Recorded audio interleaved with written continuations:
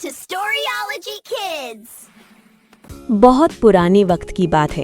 एक ताजिर मर्चेंट की बेटी थी जिसका नाम वसिलिसा था। जब वो सिर्फ 8 साल की थी, उसकी माँ सख्त बीमार हो गई। मरने से पहले माँ ने वसिलिसा को एक छोटी सी गुड़िया दी और कहा, बेटा, इस गुड़िया को हमेशा अपने पास रखना और किसी को मत दिखाना। जब भी तुम मुश्किल में हो, इसे थोड़ा खाना खिलाना और ये तुम्हारी मदद करेगी।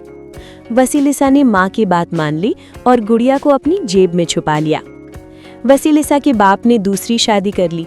सतीली माँ और उसकी 2 बेटियां वसिलिसा से बहुत जलती थीं क्योंकि वो बहुत खूबसूरत थी। वो उससे दिन भर सख्त काम करवाती थी ताकि उसकी रंगत ढल जाए। लेकिन गुड़िया की मदद से वसिलिसा हर काम वक्त पर और बेहतरी से कर लेती थी।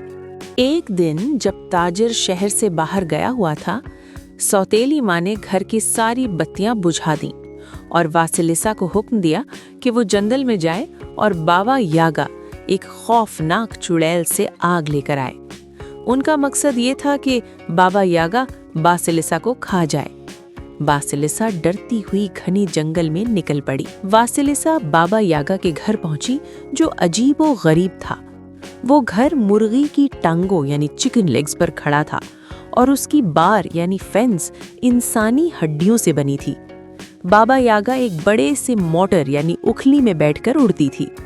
बाबा यागा ने कहा, मैं तुझे आग तभी दूंगी जब तू मेरे घर का सारा काम करेगी। अगर काम न हुआ तो मैं तुझे खा जाऊंगी। वासिलिसा को नामुमकिन काम दिए गए। अनाज से मिट्टी अलग करना, पूरे घर की सफाई और खाना पकाना, पॉपी सीड्स यानी खसखस से रेत के जर्रे अलग करना।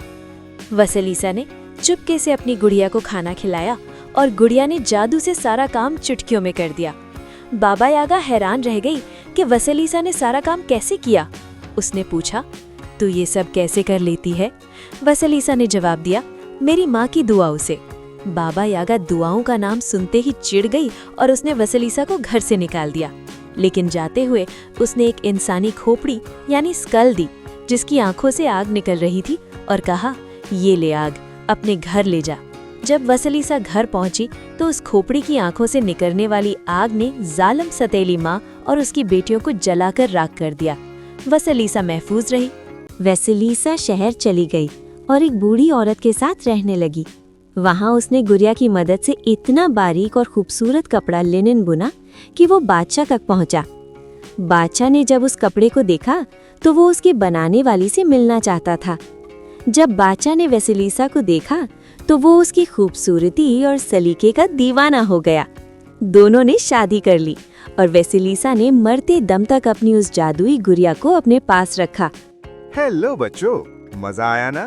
तो फिर जल्दी से लाइक करें, दोस्तों के साथ शेयर करें और सब्सक्राइब भी जरूर, ताकि अगली कहानी सबसे पहले आप देखें।